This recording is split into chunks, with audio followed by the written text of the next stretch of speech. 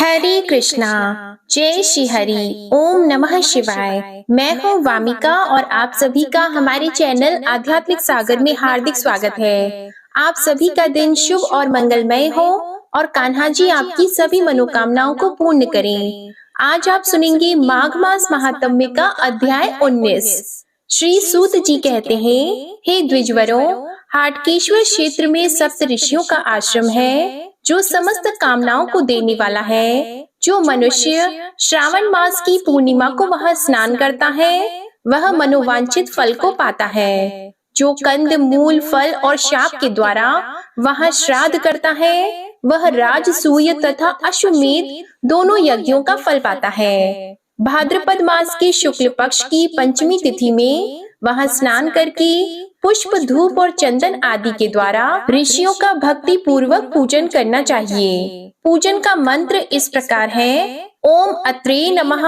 ओम वशिष्ठाय नमः, ओम कश्यपाय नमः, ओम भरद्वाजाय नमः, ओम गौतमाय नमः, ओम कौशिकाय नमः, ओम जमदग्ने नमः, ओम अरुंधति नमः।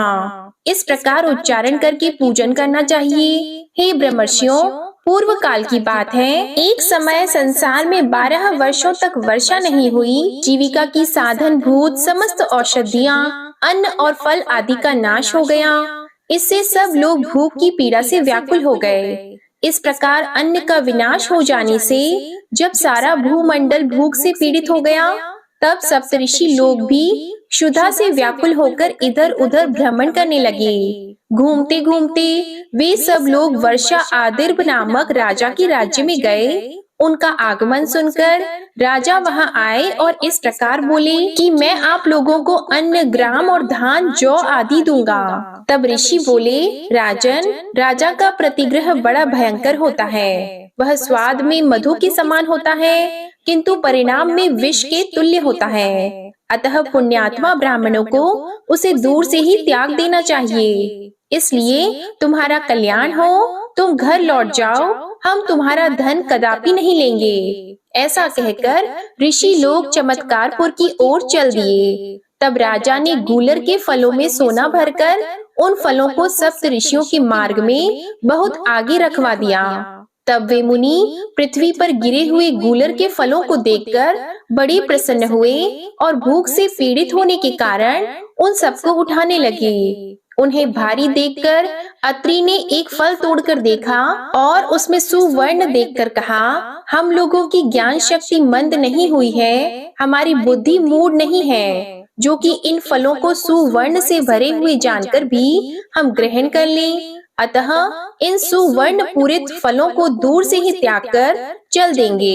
एक मनुष्य संपूर्ण पृथ्वी का स्वामी है और दूसरा केवल निष्काम भाव से रहने वाला अकिंचन है। इन दोनों में जो निष्काम पुरुष है वही सौभाग्यशाली एवं श्रेष्ठ है। जमदग्नि बोले, जो अधम ब्राह्मण धन पाकर शोक करने की जगह प्रसन्न होता है वह मंद बुद्धि उससे होने वाले नरक को नहीं देखता। दान लेने में समर्थ होकर भी जो उससे निवृत्त है उन्हें वही लोक मिलता है जो दाताओं को मिलता है। तब कश्यप ने कहा, मुने, यह जो धन का संग्रह प्राप्त हुआ है सो महान अनर्थ रूप है, क्योंकि ऐश्वर्य से मोहित चित्त वाला मानव आत्म कल्याण से वंचित हो जाता है। तब भारद्वाज जी बोले, बुढ़ापे से जीर्ण होने वाले पुरुष के दांत और केश जीर्ण हो जाते हैं, आंख और कान भी जीर्ण हो जाते हैं, परंतु उसकी तृष्णा तरुण होती जाती है। जैसे पूरे शरीर के बढ़ने के साथ साथ प्रत्येक अंग भी वृद्धि को प्राप्त होता है,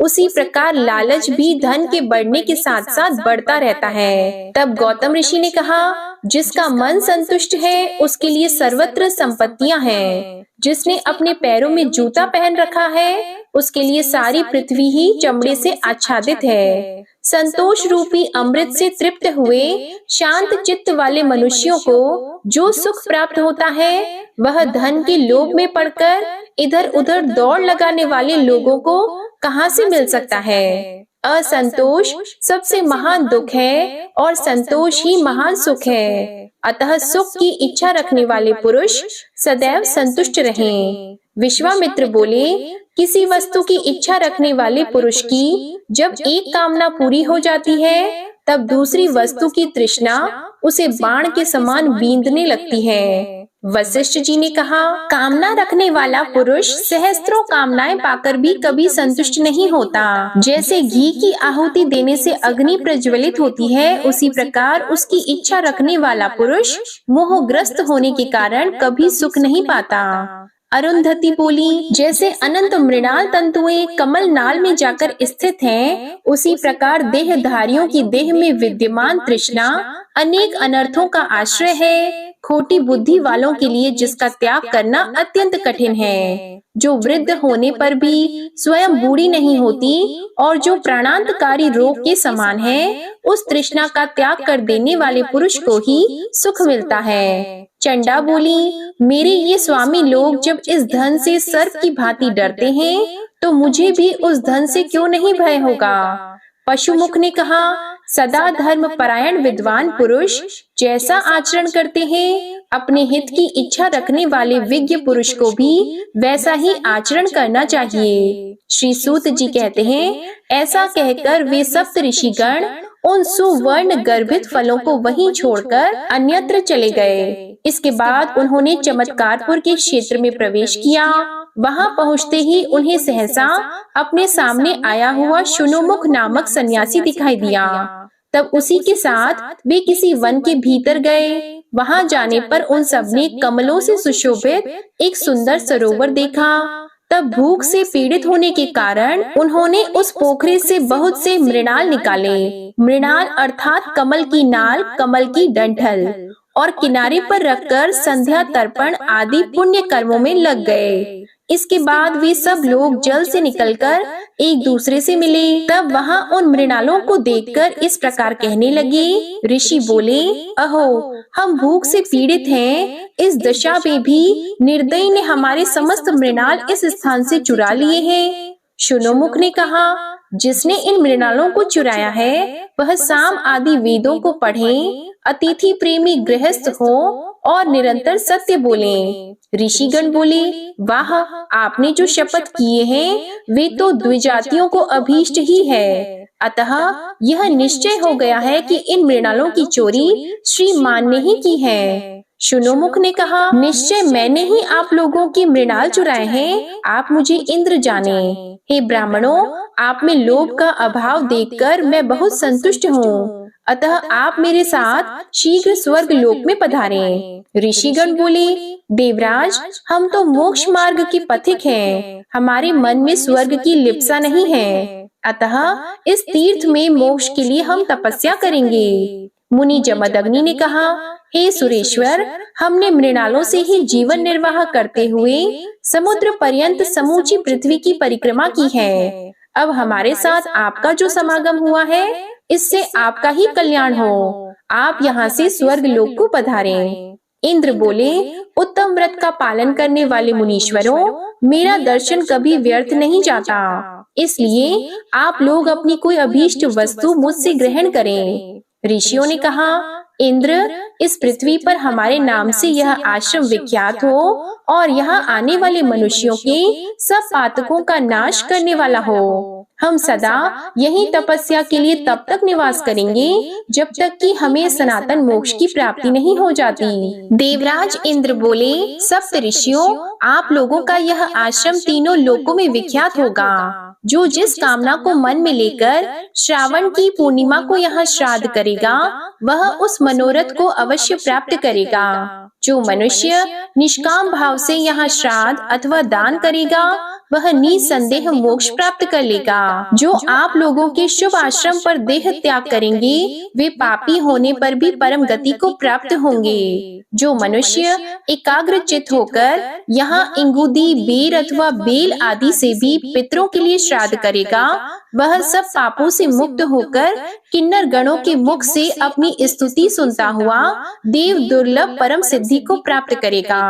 ऐसा कहकर इंद्रदेव सब ऋषियों से प्रशंसित होकर वहां से अंतर्ध्यान हो गए तथा वे सप्तऋषि वहीं रहने लगे। तदंतर दीर्घ काल व्यतीत होने पर उन्होंने भी भारी तपस्या करके जरा मृत्यु रहित परम पद प्राप्त कर लिया।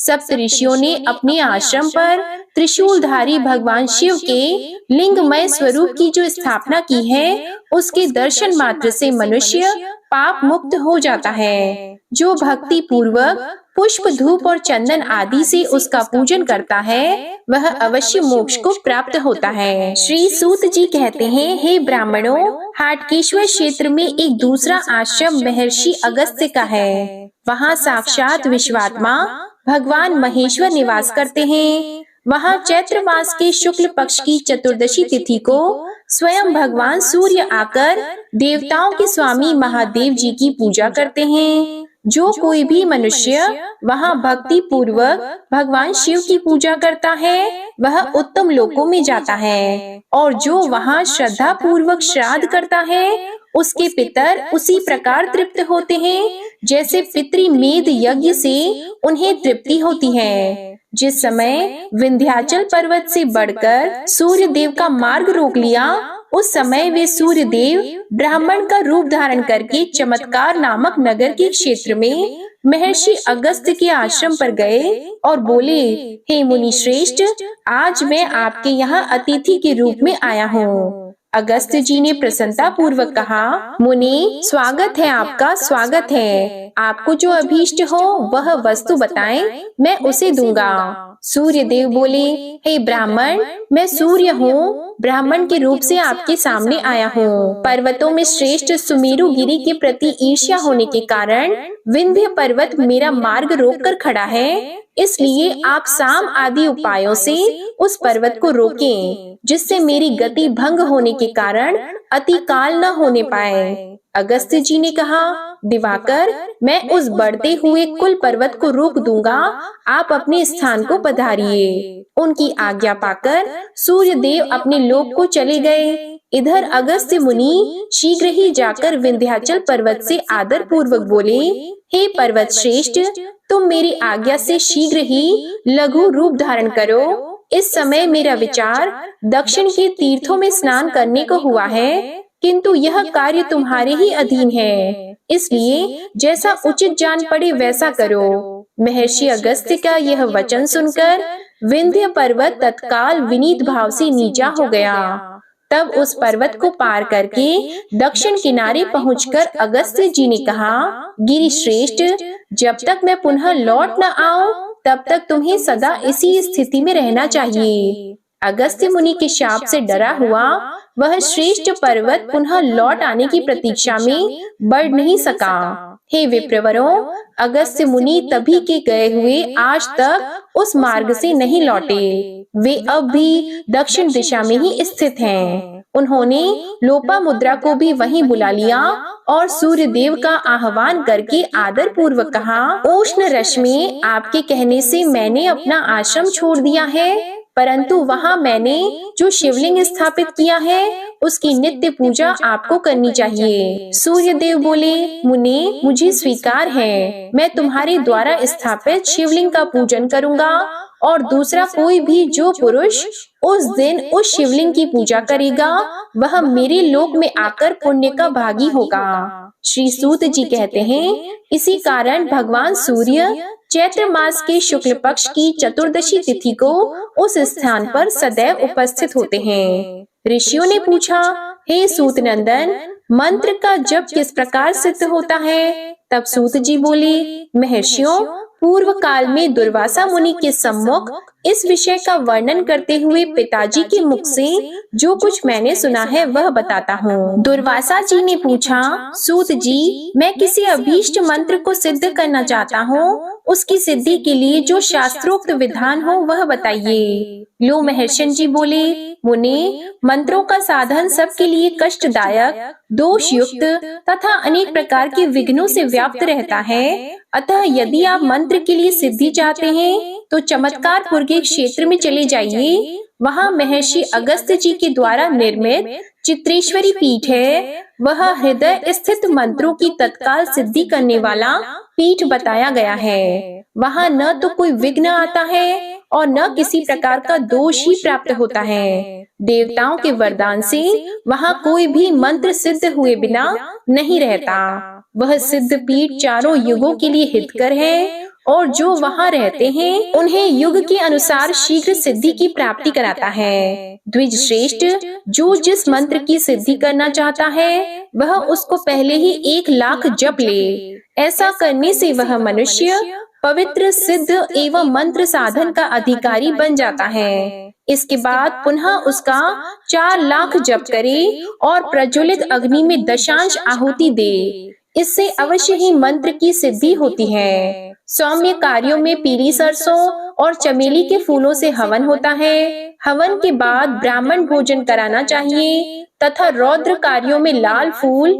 एवं गुग्गुल से होम कराना फलप्रद माना गया है। हवन के बाद कुंवारी कन्याओं को भोजन आदि से तृप्त करना चाहिए। यह सत्य युग के लिए उत्तम मंत्र साधन बताया गया है। त्रेता युग में 1/4 कम किया जाता है, द्वापर में आधा और कलयुग में 1/4 साधन आवश्यक है। इस प्रकार मंत्र सिद्धि प्राप्त करके उस पीठ में अपनी इच्छा के अनुसार सत्य साधन करें। ऐसा करने से मनुष्य शापानुग्रह में समर्थ, तेजस्वी, सब प्राणियों के लिए अजेय और साधु सम्मानित हो जाता है। सूत जी कहते हैं, मेरे पिताजी वह सब बात सुनकर दुर्वासा मुनि चित्रेश्वर पीठ में चले गए और वहाँ उन्होंने सब मंत्रों का क्रमशः साधन किया। सूत जी कहते हैं, वहीं राजा धुंधुकुमार के द्वारा स्थापित किया हुआ शिवलिंग है, जिसे उन्होंने अति मनोहर सर्वरत्नमय मंदिर बनवाकर प्रतिष्ठित किया है। उस तीर्थ में आश्रम बनाकर राजा ने बड़ी भारी तपस्या की, जिसके प्रभाव से भगवान शिव उनके द्वारा स्थापित शिवलिंग में विराजमान हो गए। उस मंदिर के समीप उन महात्मा राजा ने एक बावली बनवाई, जो अत्यंत निर्मल जल से परिपूर्ण, सब तीर्थों के समान महत्व रखने वाली और मंगल कारक थी। राजा धुंधुकुमार सूर्य वंश में उत्पन्न हुए थे। वे बृहदश्व के पुत्र थे। उन्होंने मरु प्रदेश के जंगल में निवास करने वाले धुंधु नामक महादैत्य को मारा था। इसलिए वे तीनों लोकों में धुंधुकुमार के नाम से विख्यात हुए। उनका दूसरा नाम कुवलयाश्व भी था। चमत्कारपुर का क्षेत्र परम पावन है, ऐसा जानकर उन्होंने उसी क्षेत्र में भगवान शंकर का चिंतन करते हुए भारी तपस्या की। रत्न निर्मित प्रासाद में उत्तम महालिंग की स्थापना करके भेंट, पूजा और उपहार आदि के द्वारा तथा पुष्प, धूप और चंदन आदि सामग्रियों से भगवान शिव का पूजन किया। इससे प्रसन्न होकर महादेव जी ने वृषभ पर आरूढ़ होकर गौरी देवी तथा गणों के साथ राजा को प्रत्यक्ष दर्शन दिया और कहा कि तुम मनोवांछित वर मांगो। तब धुंधुकुमार ने कहा, संपूर्ण देवताओं के स्वामी शिव, आप कृपा पूर्वक अपने इस लिंगमय विग्रह में सदैव निवास करें। श्री भगवान बोले, हे नृपश्रेष्ठ, चैत्र मास के शुक्ल पक्ष की चतुर्दशी तिथि को मैं गौरी देवी के साथ सदैव यहाँ निवास करूँगा। उस समय इस बावली में स्नान करके जो मेरा दर्शन करेगा वह मेरे लोक में जाएगा। श्री सूत जी कहते हैं, ऐसा कहकर भगवान शिव वहीं अंतर्ध्यान हो गए तथा राजा प्रसन्न चित्त होकर वहीं निवास करने लगे। अंत में वे मुक्ति के भागी हुए। वहीं चित्रशिला तीर्थ के उत्तर भाग में जलशायी भगवान विष्णु का सुविख्यात स्थान है, जो महापातकों का नाश करने वाला है, जो हरिशयनी तथा हरि प्रबोधनी एकादशी अर्थात देवशयनी और देव उठनी एकादशी को उपवास करके उस तीर्थ में श्री हरि की पूजा करता है, वह वैकुंठ धाम को जाता है। भगवान श्री हरि के शयन करने पर जो कृष्ण पक्ष की द्वितीय तिथि आती है, उसका नाम अशून्य शयना है। यह तिथि भगवान विष्णु को बहुत प्रिय है। उस दिन जो वहाँ शास्त्रोक्त विधि से भगवान जलशायी यानी भगवान विष्णु का पूजन करता है, वह श्री हरि के धाम को जाता है। ऋषियों ने पूछा, हे सूत नंदन, भगवान जलशायी वहाँ कैसे प्राप्त हुए हैं और किस विधि से उनकी पूजा की जाती है? तब इसके बाद जो कुछ भी सूत जी ने बताया, इसका वर्णन आप अगले अध्याय में सुनेंगे। अब आप सुनिए श्रीमद् भागवत महापुराण कथा के आगे का अध्याय। श्री सुखदेव जी कहते हैं, राजन, आंगिरस गोत्र में शम, दम, तप, स्वाध्याय, वेद अध्ययन, त्याग अर्थात अतिथि आदि को अन्न देना, संतोष, तितिक्षा, विनय, विद्या, अनसूया, दूसरों के गुणों में दोष न ढूंढना, आत्मज्ञान अर्थात आत्मा के कर्तव्य और भोक्तृत्व का ज्ञान, एवं आनंद अर्थात धर्म पालन जनित सुख, सभी गुणों से संपन्न एक श्रेष्ठ ब्राह्मण थे। उनकी बड़ी स्त्री से उन्हीं के समान विद्याशील, आचार, रूप और उदारता आदि गुणों वाले 9 पुत्र हुए और छोटी पत्नी से एक ही साथ एक पुत्र और एक कन्या का जन्म हुआ। इन दोनों में जो पुरुष था वह परम भागवत राजर्षि शिरोमणि भरत ही थे। वे मृग शरीर का परित्याग करके अंतिम जन्म में ब्राह्मण हुए थे, ऐसा महापुरुषों का कथन है। इस जन्म में भी भगवान की कृपा से अपनी पूर्व जन्म परंपरा का स्मरण रहने के कारण वे इस आशंका से कि कहीं फिर कोई विघ्न उपस्थित न हो जाए, अपने स्वजनों के संग से भी बहुत डरते थे। हर समय जिनका श्रवण, स्मरण और गुण कीर्तन सब प्रकार के कर्म बंधन को काट देता है, श्री भगवान के उन युगल चरण कमलों को ही हृदय में धारण किए रहते तथा दूसरों की दृष्टि में अपने को पागल, मूर्ख, अंधे और बहरे के समान दिखाते। पिता का तो उनमें भी वैसा ही स्नेह था, इसलिए ब्राह्मण देवता ने अपने पागल पुत्र के भी शास्त्र अनुसार समावर्तन पर्यंत विवाह से पूर्व के सभी संस्कार करने के विचार से उनका उपनयन संस्कार किया। यद्यपि वे चाहते नहीं थे, तो भी पिता का कर्तव्य है कि पुत्र को शिक्षा दे। इस शास्त्र विधि के अनुसार उन्होंने इन्हें शौच, आचमन आदि आवश्यक कर्मों की शिक्षा दी, किंतु भरत जी तो पिता के सामने ही उनके उपदेश के विरुद्ध आचरण करने लगते थे। पिता चाहते थे कि वर्षा काल में इसे वेद अध्ययन आरंभ करा दूं, किंतु वसंत और ग्रीष्म ऋतु के चैत्र, वैशाख, ज्येष्ठ और आषाढ़ 4 महीनों तक पढ़ाते रहने पर भी वे इन्हें व्याहृति और शिरोमंत्र प्रणव के सहित त्रिपदा गायत्री भी अच्छी तरह याद न करा सके। ऐसा होने पर भी अपने इस पुत्र में उनका आत्मा के समान अनुराग था, इसलिए उसकी प्रवृत्ति न होने पर भी वे पुत्र को अच्छी तरह शिक्षा देनी चाहिए। इस अनुचित आग्रह से उसे शौच, वेद अध्ययन, व्रत, नियम और गुरु और अग्नि की सेवा आदि ब्रह्मचर्य आश्रम के आवश्यक नियमों की शिक्षा देते ही रहे, किंतु अभी पुत्र को सुशिक्षित देखने का उनका मनोरथ पूरा नहीं हो पाया था और स्वयं भी भगवत जन रूप अपने मुख्य कर्तव्य से असावधान रहकर केवल घर के धंधों में ही व्यस्त थे कि सदा सजग रहने वाले काल भगवान ने आक्रमण करके उनका अंत कर दिया। तब उनकी छोटी भार्या अपने गर्भ से उत्पन्न हुए दोनों बालक अपनी सौत को सौंपकर स्वयं सती होकर पति लोक को चली गई। भरत जी के भाई कर्म कांड को सबसे श्रेष्ठ समझते थे। वे ब्रह्म ज्ञान रूप परा विद्या से सर्वथा अनभिज्ञ थे, अर्थात अनजान थे, इसलिए उन्हें भरत जी का प्रभाव भी ज्ञात नहीं था। वे उन्हें निरा मूर्ख समझते थे। अतः पिता के परलोक सिधारने पर उन्होंने उन्हें पढ़ाने लिखाने का आग्रह छोड़ दिया। भरत जी को मान अपमान का कोई विचार न था। जब साधारण नर पशु उन्हें पागल, मूर्ख अथवा बहरा कहकर पुकारते, तब वे भी उसी के अनुरूप भाषण करने लगते।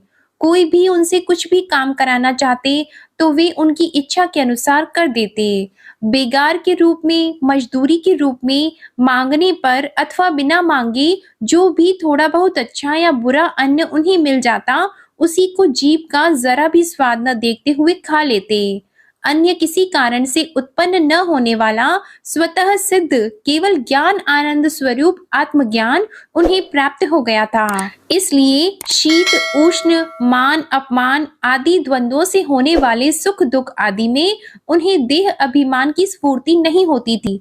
वे सर्दी गर्मी वर्षा और आंधी के समय सांड के समान नंगे पड़े रहते थे।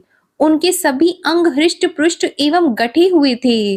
वे पृथ्वी पर ही पड़े रहते थे, कभी तेल उबटन आदि नहीं लगाते और न ही कभी स्नान करते थे। इससे उनके शरीर पर मैल जम गई थी। उनका ब्रह्म तेज धूलि से ढके हुए मूल्यवान मणि के समान छिप गया था। वे अपनी कमर में एक मैला कुचैला कपड़ा लपेटे रहते थे। उनका यज्ञोपवीत भी बहुत ही मैला हो गया था। इसलिए अज्ञानी जनता यह कोई द्विज है, कोई अधम ब्राह्मण है, ऐसा कहकर उनका तिरस्कार कर दिया करती थी। किंतु वे इसका कोई विचार न करके स्वच्छंद विचरते थे। दूसरों की मजदूरी करके पेट पालते देखकर जब उन्हें उनके भाइयों ने खेत की क्यारियां ठीक करने में लगा दिया, तब वे उस कार्य को भी करने लगे। परंतु उन्हें इस बात का कुछ भी ध्यान नहीं था कि उन क्यारियों की भूमि समतल है या ऊंची नीची, अथवा वह छोटी है या बड़ी।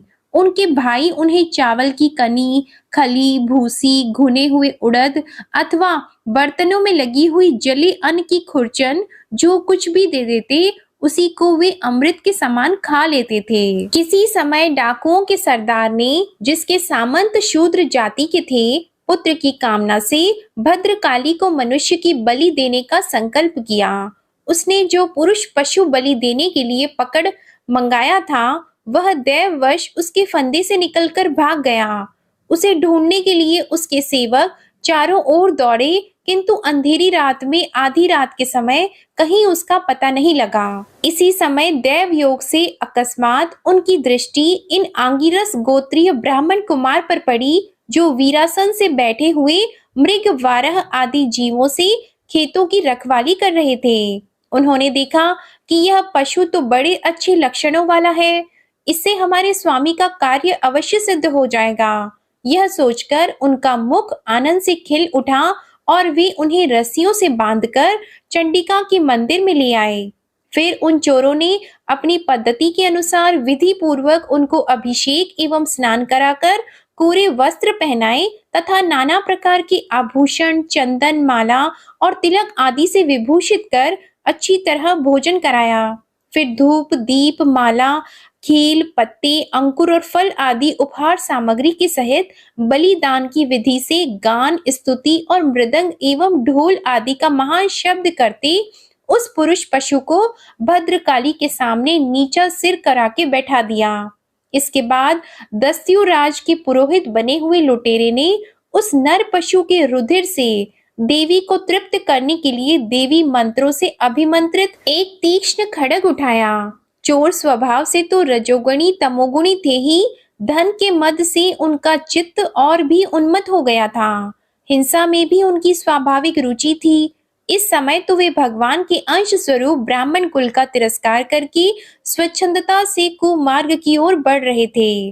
आपत्ति काल में भी जिस हिंसा का अनुमोदन किया गया है, उसमें भी ब्राह्मण वध का सर्वथा निषेध है, तो भी वे साक्षात ब्रह्म भाव को प्राप्त हुए वैरहीन एवं समस्त प्राणियों के सुहृद एक ब्रह्मर्षि कुमार की बलि देना चाहते थे। यह भयंकर कुकर्म देखकर देवी भद्रकाली के शरीर में अति दुस्सह ब्रह्म तेज से दाह होने लगा और वे एकाएक मूर्ति को फोड़कर प्रकट हो गईं। अत्यंत असहनशीलता और क्रोध के कारण उनकी भौहें चढ़ी हुई थी और कराल दाढ़ों और चढ़ी हुई लाल आंखों के कारण उनका चेहरा बड़ा भयानक जान पड़ता था। उनके उस विकराल वेश को देखकर ऐसा जान पड़ता था मानो इस संसार का संहार कर डालेंगी। उन्होंने क्रोध से तड़ककर बड़ा भीषण अट्टहास किया और उछलकर उस अभिमंत्रित खड्ग से ही उन सारे पापियों के सिर उड़ा दिए और अपने गणों के सहित उनके गले से बहता हुआ गरम गरम रुधिर रूप आसव पीकर अति उन्मत्त होकर ऊंचे स्वर से गाती और नाचती हुई उन सिरों को ही गेंद बनाकर खेलने लगी। सच है, महापुरुषों के प्रति किया हुआ अत्याचार रूप अपराध इसी प्रकार ज्यों का त्यों अपने ही ऊपर आता है।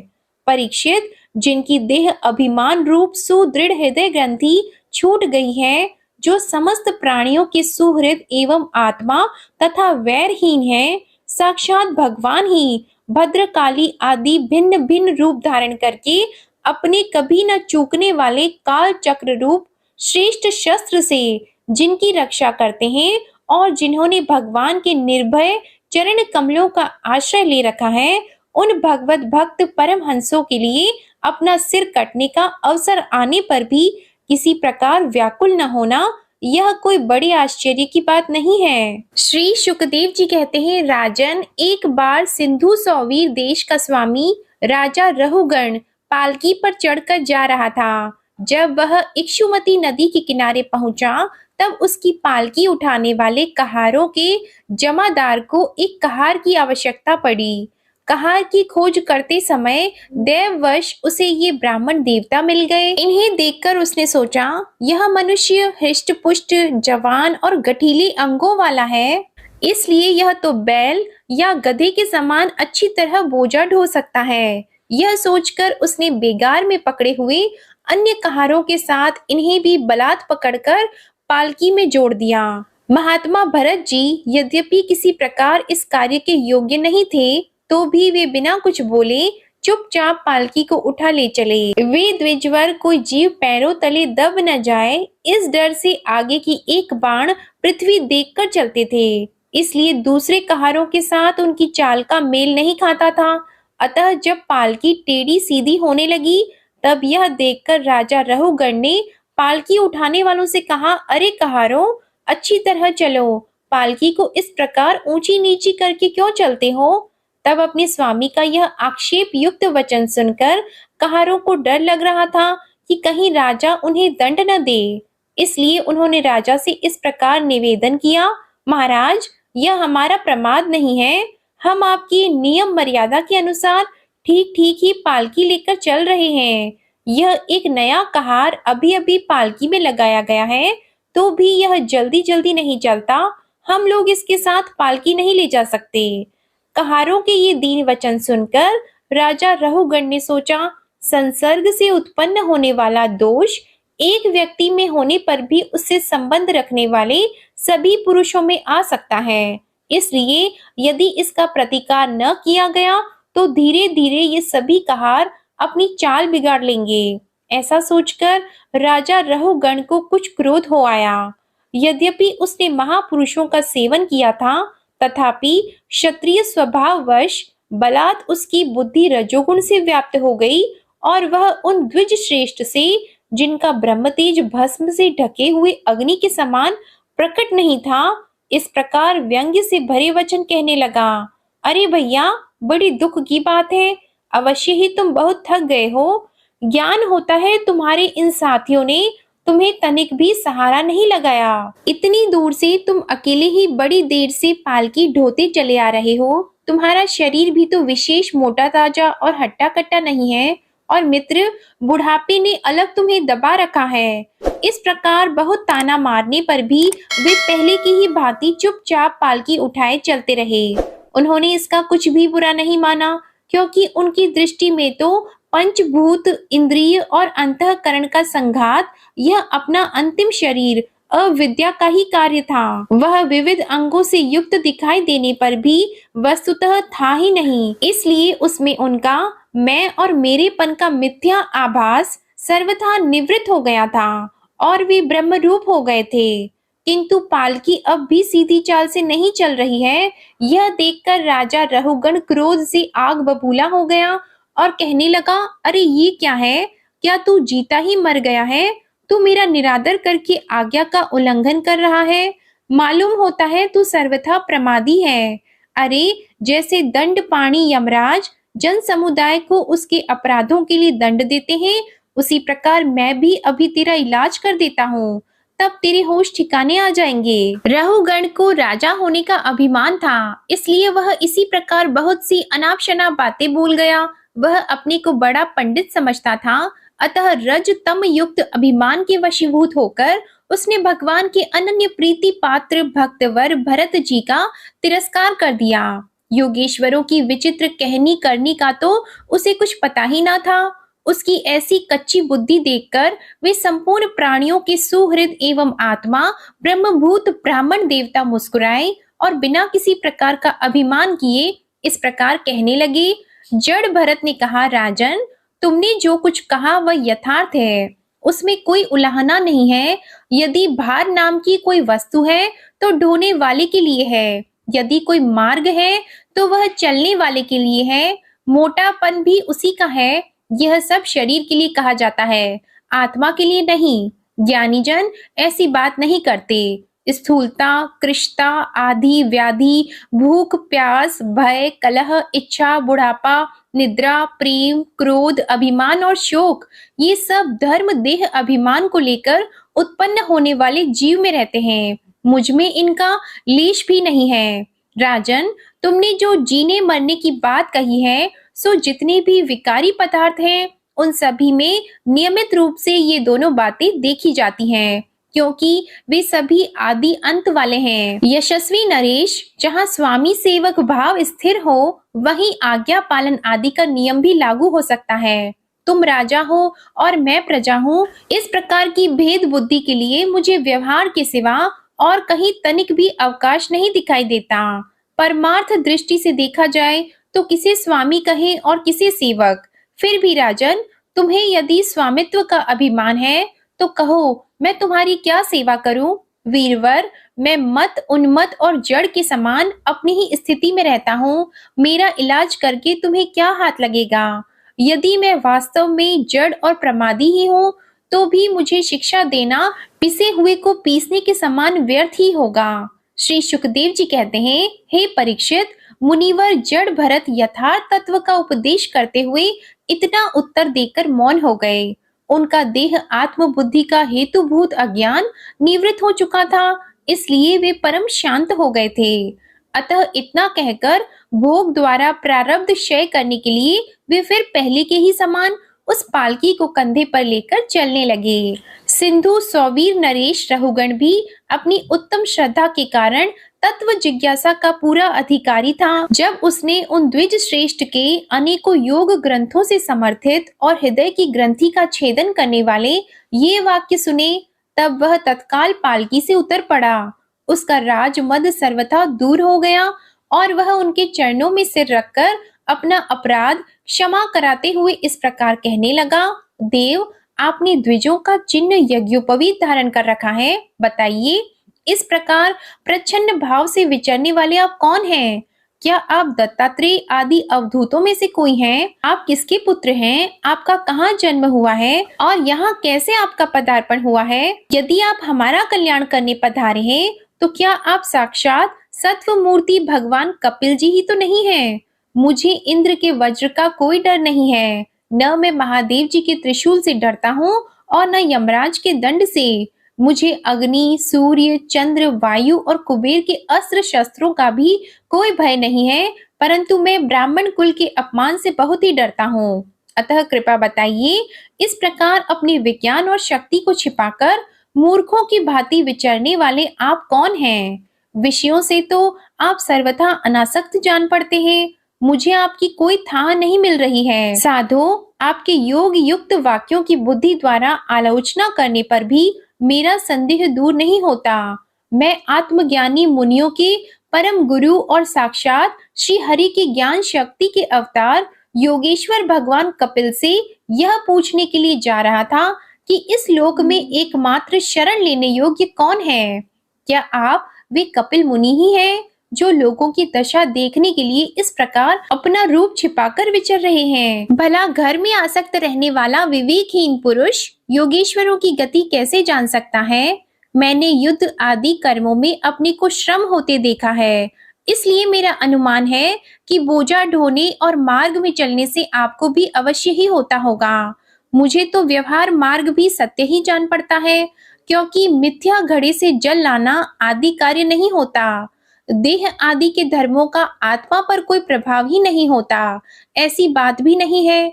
चूल्हे पर रखी हुई बटलोई जब अग्नि से तपने लगती है तब उसका जल भी खौलने लगता है और फिर उस जल से चावल का भीतरी भाग भी पक जाता है। इसी प्रकार अपनी उपाधि के धर्मों का अनुवर्तन करने के कारण देह, इंद्रिय, प्राण और मन की सन्निधि से आत्मा को भी उनके धर्म, श्रम आदि का अनुभव होता ही है। आपने जो दंड आदि की व्यर्थता बताई, सो राजा तो प्रजा का शासन और पालन करने के लिए नियुक्त किया हुआ उसका दास ही है। उसका उन्मत्त आदि को दंड देना पिसे हुए को पीसने के समान व्यर्थ नहीं हो सकता, क्योंकि अपने धर्म का आचरण करना भगवान की सेवा ही है। उसे करने वाला व्यक्ति अपनी संपूर्ण पाप राशि को नष्ट कर देता है। हे दीनबंधो, राजत्व के अभिमान से उन्मत्त होकर मैंने आप जैसे परम साधु की अवज्ञा की है। अब आप ऐसी कृपा दृष्टि कीजिए जिससे इस साधु अवज्ञा रूप अपराध से मैं मुक्त हो जाऊं। आप देह अभिमान शून्य और विश्व बंधु श्री हरि के अनन्य भक्त हैं, इसलिए सब में समान दृष्टि होने से इस मान अपमान के कारण आप में कोई विकार नहीं हो सकता। तथापि एक महापुरुष का अपमान करने के कारण मेरे जैसा पुरुष साक्षात त्रिशूल पाणी महादेव जी के समान प्रभावशाली होने पर भी अपने अपराध से अवश्य थोड़े ही काल में नष्ट हो जाएगा। अब सुनिए आगे की कथा। जड़ भारत ने कहा, राजन, तुम अज्ञानी होने पर भी पंडितों के समान ऊपर ऊपर की तर्क वितर्क युक्त बात कर रहे हो, इसलिए श्रेष्ठ ज्ञानियों में तुम्हारी गणना नहीं हो सकती। तत्वज्ञानी पुरुष इस अविचार सिद्ध स्वामी सेवक आदि व्यवहार को तत्व विचार के समय सत्य रूप से स्वीकार नहीं करते। लौकिक व्यवहार के समान ही वैदिक व्यवहार भी सत्य नहीं है, क्योंकि वेद वाक्य भी अधिकतर गृहस्थ जन उचित यज्ञ विधि के विस्तार में ही व्यस्त है। राग द्वेष आदि दोषों से रहित विशुद्ध तत्व ज्ञान की पूरी पूरी अभिव्यक्ति प्रायः उनमें भी नहीं हुई है। जब तक मनुष्य का मन सत्व, रज अथवा तमोगुण के वशीभूत रहता है, तब तक वह बिना किसी अंकुश के उसके ज्ञान इंद्रिय और कर्म इंद्रिय से शुभाशुभ कर्म कराता रहता है। जिस प्रकार घी से भीगी हुई बत्ती को खाने वाले दीपक से तो धुएं वाली शिखा निकलती रहती है, और जब घी समाप्त हो जाता है तब वह अपने कारण अग्नि तत्व में लीन हो जाता है।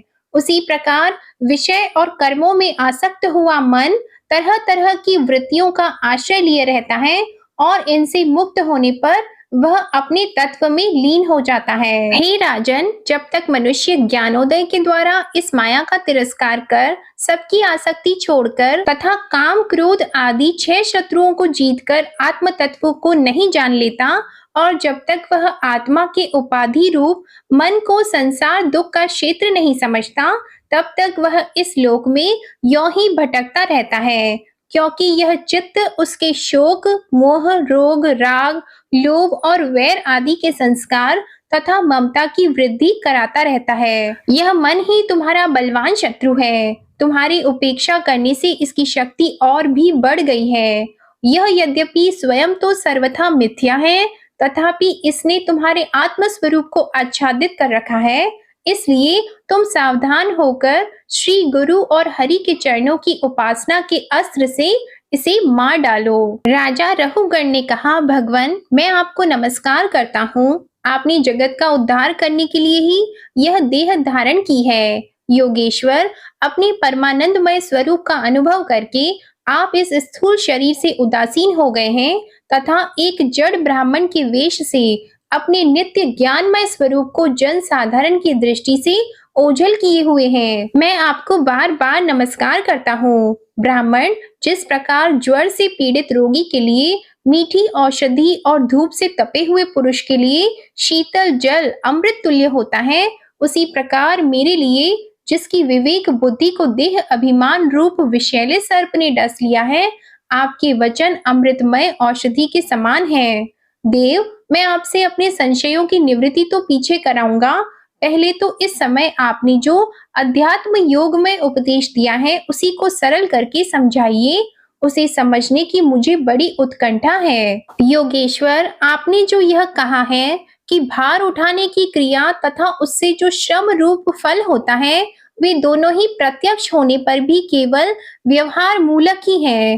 वास्तव में सत्य नहीं है। वे तत्व विचार के सामने कुछ भी नहीं ठहरते। सो इस विषय में मेरा मन चक्कर खा रहा है। आपके इस कथन का मर्म मेरी समझ में नहीं आ रहा है। जड़ भरत ने कहा, पृथ्वीपते, यह देह पृथ्वी का विकार है।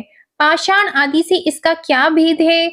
जब यह किसी कारण से पृथ्वी पर चलने लगता है, तब इसके भारवाही नाम आदि पड़ जाते हैं।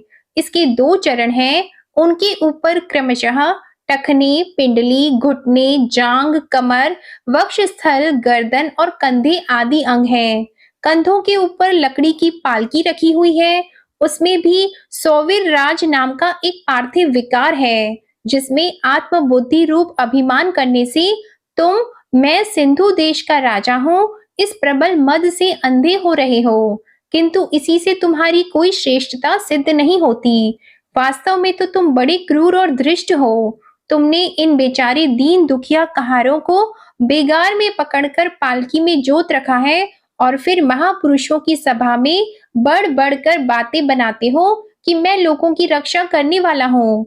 यह तुम्हें शोभा नहीं देता। हम देखते हैं कि संपूर्ण चराचर भूत सर्वदा पृथ्वी से ही उत्पन्न होते हैं और पृथ्वी में ही लीन होते हैं। अतः उनके क्रिया भेद के कारण जो अलग अलग नाम पड़ गए हैं, बताओ तो उनके सिवा व्यवहार का और क्या मूल है? हे रहुगण, महापुरुषों के चरणों की धूलि से अपने को नहलाए बिना केवल तप, यज्ञ आदि वैदिक कर्म, अन्न आदि के दान, अतिथि सेवा, दीन सेवा आदि गृहस्थ उचित धर्म अनुष्ठान, वेद अध्ययन अथवा जल, अग्नि या सूर्य की उपासना आदि किसी भी साधन से यह परमात्म ज्ञान प्राप्त नहीं हो सकता। इसका कारण यह है कि महापुरुषों के समाज में सदा पवित्र कीर्ति श्री हरि के गुणों की चर्चा होती रहती है, जिससे विषय वार्ता तो पास ही नहीं फटकने पाती। और जब भगवत कथा का नित्य प्रति सेवन किया जाता है, तब वह मोक्ष आकांक्षी पुरुष की शुद्ध बुद्धि को भगवान वासुदेव में लगा देती है। पूर्व जन्म में मैं भरत नाम का राजा था। ऐहिक और परलौकिक दोनों प्रकार के विषयों से विरक्त होकर भगवान की आराधना में ही लगा रहता था। तो भी एक मृग में आसक्ति हो जाने से मुझे परमार्थ से भ्रष्ट होकर अगले जन्म में मृग बनना पड़ा। किंतु भगवान श्री कृष्ण की आराधना के प्रभाव से उस मृग योनि में भी मेरी पूर्व जन्म की स्मृति लुप्त नहीं हुई।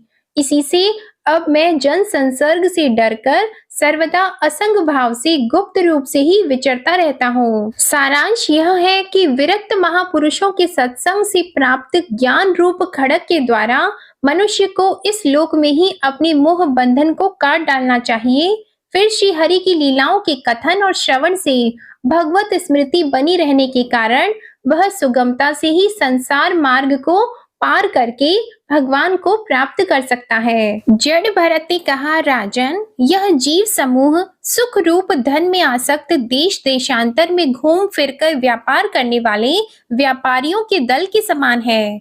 इसे माया ने दुस्तर प्रवृत्ति मार्ग में लगा दिया है। इसलिए इसकी दृष्टि सात्विक, राजस, तामस भेद से नाना प्रकार के कर्मों पर ही जाती है। उन कर्मों में भटकता भटकता यह संसार रूप जंगल में पहुंच जाता है। वहां इसे तनिक भी शांति नहीं मिलती। महाराज, उस जंगल में 6 डाकू हैं। इस वणिक समाज का नायक बड़ा दुष्ट है। उसके नेतृत्व में जब यह वहां पहुंचता है, तब ये लुटेरे बलात् इसका सब माल मत्ता लूट लेते हैं तथा भेड़िए जिस प्रकार भेड़ों के झुंड में घुसकर उन्हें खींच ले जाते हैं, उसी प्रकार इसके साथ रहने वाले गीदड़ ही इसे असावधान देखकर इसके धन को इधर उधर खींचने लगते हैं। वह जंगल बहुत सी लता, घास और झाड़ झंखाड़ के कारण बहुत दुर्गम हो रहा है। उसमें तीव्र डांस और मच्छर इसे चैन नहीं लेने देते। वहां इसे कभी तो गंधर्व नगर दिखने लगता है और कभी कभी चमचमाता हुआ अति चंचल अज्ञा बेताल आंखों के सामने आ जाता है। यह वणिक समुदाय इस वन में निवास स्थान, जल और धन आदि में आसक्त होकर इधर उधर भटकता रहता है। कभी बवंडर से उठी हुई धूल के द्वारा जब सारी दिशाएं धूम आच्छादित सी हो जाती हैं और इसकी आंखों में भी धूल भर जाती है, तो इसे दिशाओं का ज्ञान भी नहीं रहता। कभी इसे दिखाई न देने वाले झिंगुरों का कंड कटु शब्द सुनाई देता है, कभी उल्लुओं की बोली से इसका चित्त व्यथित हो जाता है, कभी इसे भूख सताने लगती है तो यह निंदनीय वृक्षों का सहारा टटोलने लगता है और कभी प्यास से व्याकुल होकर मृग तृष्णा की ओर दौड़ लगाता है, कभी जलहीन नदियों की ओर जाता है, कभी अन्न न मिलने पर आपस में एक दूसरे से भोजन प्राप्ति की इच्छा करता है, कभी दावानल में घुसकर अग्नि से झुलस जाता है और कभी यक्ष लोग इसके प्राण खींचने लगते हैं तो यह खिन्न होने लगता है, कभी अपने से अधिक बलवान लोग इसका धन छीन लेते हैं तो यह दुखी होकर शोक और मोह से अचेत हो जाता है और कभी गंधर्व नगर में पहुंचकर घड़ी भर के लिए सब दुख भूलकर खुशी मनाने लगता है, कभी पर्वतों पर चढ़ना चाहता है तो कांटे और कंकड़ों द्वारा पैर चलनी हो जाने से उदास हो जाता है, कुटुंब बहुत बढ़ जाता है और उदर पूर्ति का साधन नहीं होता तो भूख की ज्वाला से संतप्त होकर अपने ही बंधु बांधवों पर खींचने लगता है, कभी अजगर सर्प का ग्रास बनकर वन में फेंके हुए मुर्दे के समान पड़ा रहता है, उस समय इसे कोई सुध बुध नहीं रहती, कभी दूसरे विषैले जंतु इसे काटने लगते हैं तो उनके विष के प्रभाव से अंधा होकर किसी अंधे कुएं में गिर पड़ता है और घोर दुखमय अंधकार में बेहोश पड़ा रहता है, कभी मधु खोजने लगता है तो मक्खियां इसके नाक में दम कर देती है और इसका सारा अभिमान नष्ट हो जाता है, यदि किसी प्रकार अनेकों कठिनाइयों का सामना करके वह मिल भी गया तो बलात् दूसरे लोग उसे छीन लेते हैं, कभी शीत घाम आंधी और वर्षा से अपनी रक्षा करने में असमर्थ हो जाता है, कभी आपस में थोड़ा बहुत व्यापार करता है तो धन के लोभ से दूसरों को धोखा देकर उनसे वैर ठान लेता है, कभी कभी उस संसार वन में इसका धन नष्ट हो जाता है तो इसके पास शैया आसन रहने के लिए स्थान और सैर सपाटे के लिए सवारी आदि भी नहीं रहते, तब दूसरों से याचना करता है, मांगने पर भी दूसरे से जब उसे अभिलषित वस्तु नहीं मिलती तब पराई वस्तुओं पर अनुचित दृष्टि रखने के कारण इसे बड़ा तिरस्कार सहना पड़ता है। इस प्रकार व्यावहारिक संबंध के कारण एक दूसरे के द्वेष भाव बढ़ जाने पर भी वह वणिक समूह आपस में विवाह आदि संबंध स्थापित करता है और फिर इस मार्ग में तरह तरह के कष्ट और धन क्षय आदि संकटों को भोगते भोगते मृतकवत हो जाता है। साथियों में जो मरते जाते हैं उन्हें जहां का तहां छोड़कर नवीन उत्पन्न हुओं को साथ लिए वह बनिजारों का समूह बराबर आगे ही बढ़ता रहता है। वीरवर, उनमें से कोई भी प्राणी न तो आज तक वापस लौटा है और न किसी ने इस संकटपूर्ण मार्ग को पार करके परमानंदमय योग की ही शरण ली है। जिन्होंने बड़े बड़े दिक्पालों को जीत लिया है वे धीर वीर पुरुष भी पृथ्वी में यह मेरी है ऐसा अभिमान करके आपस में वैर ठानकर संग्राम भूमि में जूझ जाते हैं, तो भी उन्हें भगवान विष्णु का वह अविनाशी पद नहीं मिलता जो वैरहीन परमहंसों को प्राप्त होता है। इस भवाटवी में भटकने वाला यह बनिजारों का दल कभी किसी लता की डालियों का आश्रय लेता है और उस पर रहने वाले मधुर भाषी पक्षियों के मोह में फंस जाता है, कभी सिंहों के समूह से भय मानकर बगुला कंक और गिद्धों से प्रीति करता है, जब उनसे धोखा उठाता है तब हंसों की पंक्ति में प्रवेश करना चाहता है किंतु उसे उनका आचार नहीं सुहाता, इसलिए वानरों में मिलकर उनके जाति स्वभाव के अनुसार दाम्पत्य सुख में रत रहकर विषय भोगों से इंद्रियों को तृप्त करता रहता है और एक दूसरे का मुख देखते देखते अपनी आयु की अवधि को भूल जाता है। वहां वृक्षों में कीड़ा करता हुआ पुत्र और स्त्री के स्नेह पाश में बंध जाता है। इसमें मैथुन की वासना इतनी बढ़ जाती है कि तरह तरह के दुर्व्यवहारों से दीन होने पर भी यह विवश होकर अपने बंधन को तोड़ने का साहस नहीं कर सकता। कभी असावधानी से पर्वत की गुफा में गिरने लगता है तो उसमें रहने वाले हाथी से डरकर किसी लता के सहारे लटका रहता है। शत्रु दमन, यदि किसी प्रकार इसे उस आपत्ति से छुटकारा मिल जाता है तो यह फिर अपने गोल में मिल जाता है। जो मनुष्य माया की प्रेरणा से एक बार इस मार्ग में पहुंच जाता है उसे भटकते भटकते अंत तक अपने परम पुरुषार्थ का पता नहीं लगता। रहुगण, तुम भी इसी मार्ग में भटक रहे हो इसलिए अब प्रजा को दंड देने का कार्य छोड़कर समस्त प्राणियों के सुहृद हो जाओ और विषयों में अनासक्त होकर भगवत सेवा से तीक्ष्ण किया हुआ ज्ञान रूप खड्ग लेकर इस मार्ग को पार कर लो। राजा रहुगण ने कहा, अहो, समस्त योनियों में यह मनुष्य जन्म ही श्रेष्ठ है। अन्य अन्य लोकों में प्राप्त होने वाले देव आदि उत्कृष्ट जन्मों से भी क्या लाभ है, जहाँ भगवान ऋषिकेश के पवित्र यश से शुद्ध अंतःकरण वाले आप जैसे महात्माओं का अधिक समागम नहीं मिलता। आपके चरण कमलों की रज का सेवन करने से जिनके सारे पाप ताप नष्ट हो गए हैं, उन महानुभावों को भगवान की विशुद्ध भक्ति प्राप्त होना कोई विचित्र बात नहीं है। मेरा तो आपके 2 घड़ी के सत्संग से ही सारा कुतर्क मूलक अज्ञान नष्ट हो गया है। ब्रह्मज्ञानियों में जो वयोवृद्ध हो उन्हें नमस्कार है, जो शिशु हो उन्हें नमस्कार है, जो युवा हो उन्हें नमस्कार है, जो क्रीडारत बालक हो उन्हें भी नमस्कार है, जो ब्रह्मज्ञानी ब्राह्मण अवधूत वेश से पृथ्वी पर विचरते हैं उनसे हम जैसे ऐश्वर्य उन्मत्त राजाओं का कल्याण हो।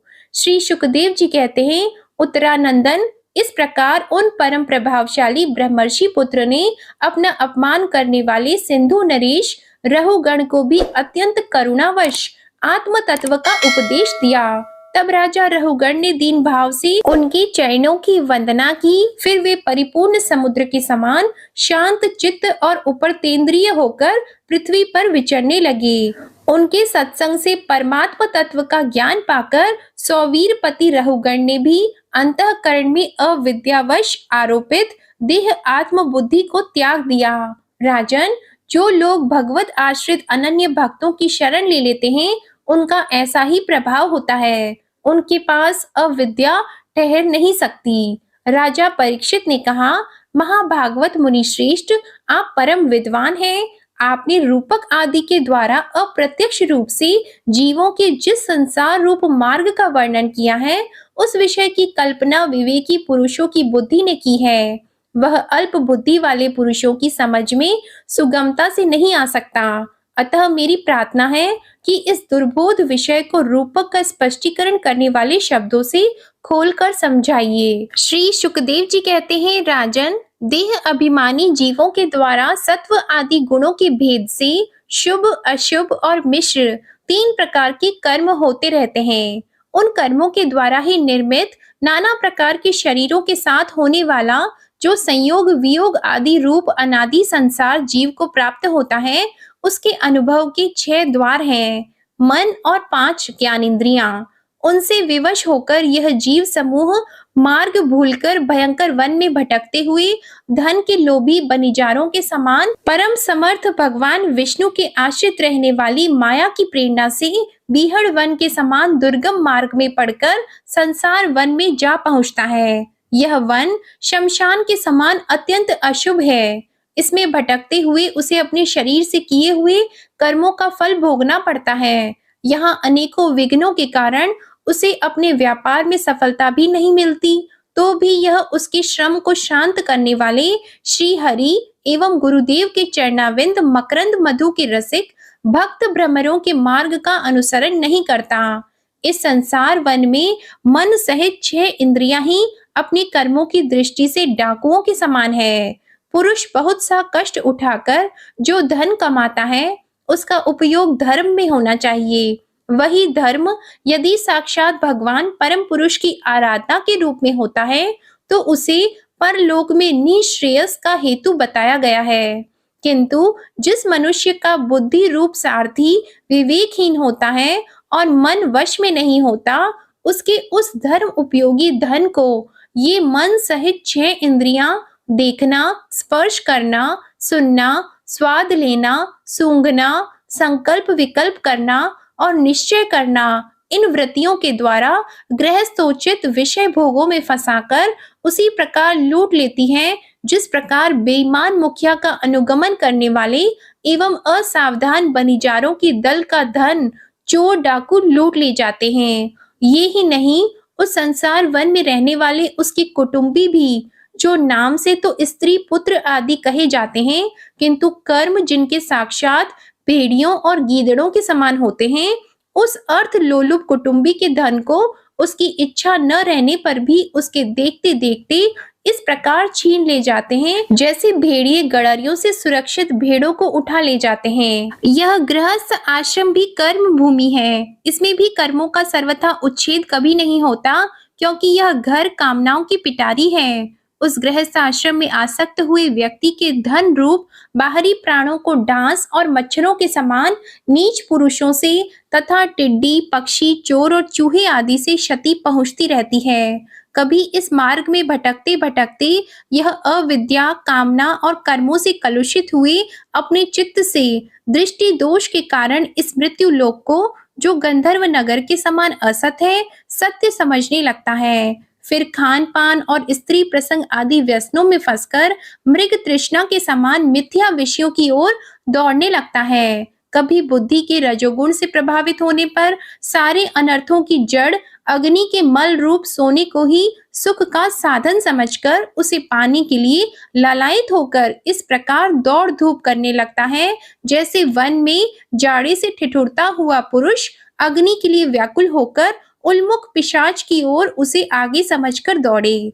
कभी इस शरीर को जीवित रखने वाले घर, अन्न, जल और धन आदि में अभिनिवेश करके इस संसारण्य में इधर उधर दौड़ धूप करता रहता है। पूर्व पुण्य क्षीण हो जाने पर यह जीवित ही मुर्दे के समान हो जाता है, और जो कारस्कर एवं काकतुंड आदि जहरीले फलों वाला पाप वृक्षों, इसी प्रकार की दूषित लताओं और विषैले कुओं के समान है, तथा जिनका धन इस लोक और परलोक दोनों के ही काम में नहीं आता, और जो जीते हुए भी मुर्दे के समान है, उन कृपण पुरुषों का आश्रय लेता है।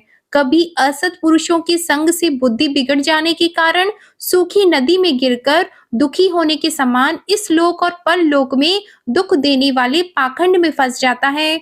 जब दूसरों को सताने से उसे अन्न भी नहीं मिलता, तब वह अपने सगे पिता पुत्रों को अथवा पिता या पुत्र आदि का एक तिनका भी जिनके पास देखता है, उनको फाड़ खाने के लिए तैयार हो जाता है। कभी दावानल के समान प्रिय विषयों से शून्य एवं परिणाम में दुखमय घर में पहुंचता है, तो वहां इष्ट जनों के वियोग आदि से उसके शोक की आग फड़क उठती है।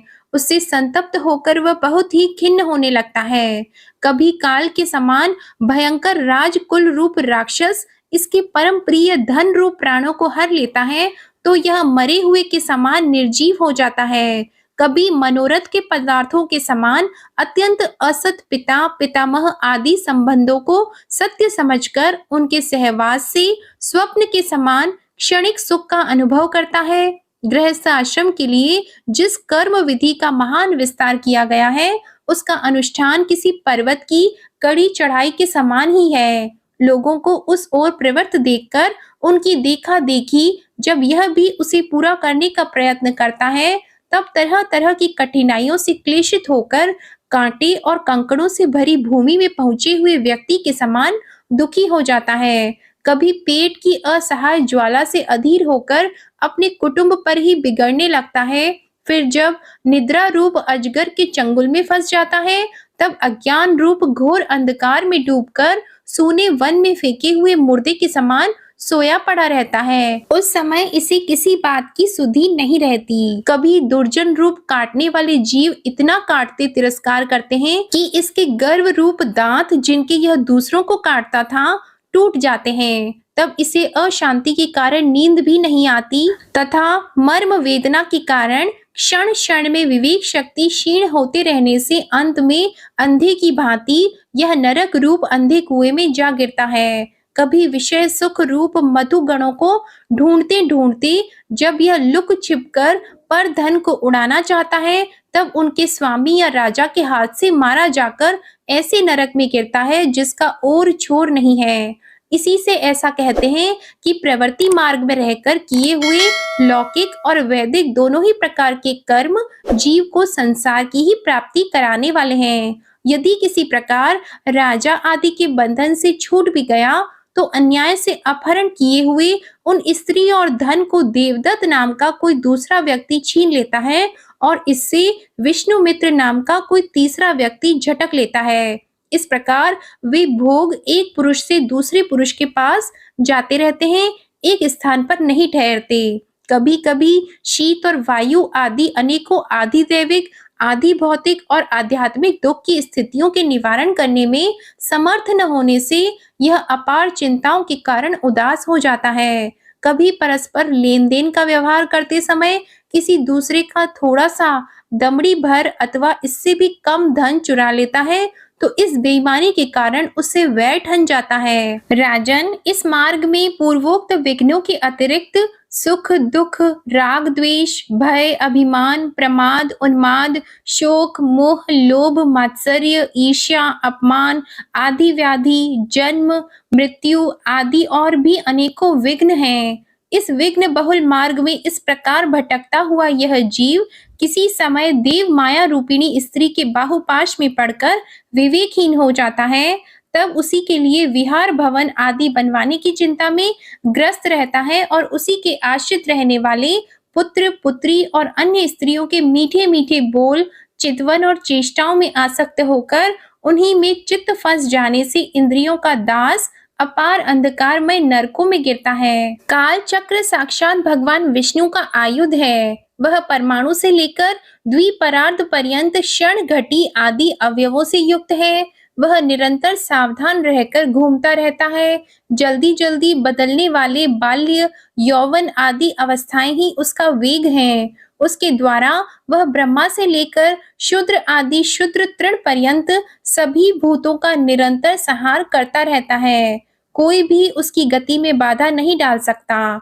उससे भय मानकर भी जिनका यह काल चक्र निज आयुध है, उन साक्षात भगवान यज्ञ पुरुष की आराधना छोड़कर यह मंदमती मनुष्य पाखंडियों के चक्कर में पड़कर उनके कंक, गिद्ध, बगुला और बटेर के समान आर्य शास्त्र बहिष्कृत देवताओं का आश्रय लेता है। इस संसार मार्ग में चलने वाला यह जीव अनेक प्रकार के क्लेश और विघ्न बाधाओं से बाधित होने पर भी मार्ग में जिस पर जहां आपत्ति आती है अथवा जो कोई मर जाता है उसे जहां का तहां छोड़ देता है तथा नए जन्मे हुओं का साथ लगाता है। कभी किसी के लिए शोक करता है, किसी का दुख देखकर मूर्छित हो जाता है, किसी के वियोग होने की आशंका से भयभीत हो उठता है, किसी से झगड़ने लगता है, कोई आपत्ति आती है तो रोने और चिल्लाने लगता है, कहीं कोई मन के अनुकूल बात हो गई हो तो प्रसन्नता के मारे फूला नहीं समाता, कभी गाने लगता है और कभी उन्हीं के लिए बंधने में भी नहीं हिचकता।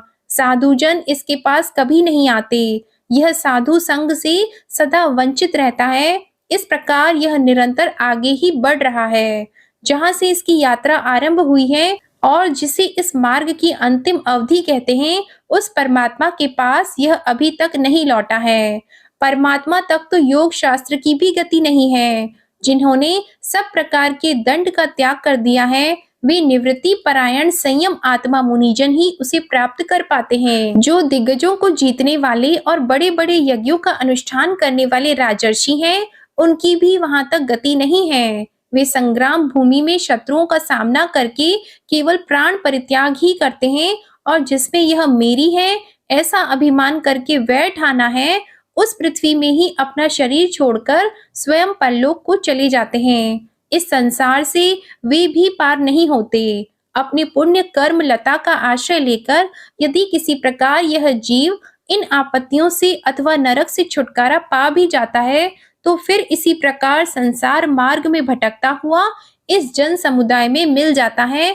यही दशा स्वर्ग आदि ऊर्ध्व लोकों में जाने वालों की भी है। राजन, राजर्षि भरत के विषय में पंडित जन ऐसा कहते हैं, जैसे गरुड़ जी की होड़ कोई मक्खी नहीं कर सकती, उसी प्रकार राजर्षि महात्मा भरत के मार्ग का कोई अन्य राजा मन से भी अनुसरण नहीं कर सकता। हे राजन, राजर्षि भरत के पवित्र गुण और कर्मों की भक्त जन भी प्रशंसा करते हैं। उनका यह चरित्र बड़ा कल्याणकारी, आयु और धन की वृद्धि करने वाला, लोक में सुयश बढ़ाने वाला और अंत में स्वर्ग और मोक्ष की प्राप्ति कराने वाला है। जो पुरुष इसे सुनता या सुनाता है और इसका अभिनंदन करता है, उसकी सारी कामनाएं स्वयं ही पूर्ण हो जाती हैं, दूसरों से उसे कुछ भी नहीं मांगना पड़ता। जय श्री कृष्णा। आज का अध्याय समाप्त हुआ। इसके आगे का वृतांत आप अगले अध्याय में सुनेंगे। आज की वीडियो पसंद आई हो तो वीडियो को लाइक करके चैनल जरूर सब्सक्राइब कीजिएगा और कमेंट में राधे कृष्ण भगवान की जय भी लिखिएगा। इसी के साथ आज आप हमारे चैनल पर संतोषी माता की व्रत कथा और गुप्त नवरात्रि के दूसरे दिन की व्रत कथा भी जरूर सुनिएगा। प्रेम से बोलिए राधे कृष्ण भगवान की जय।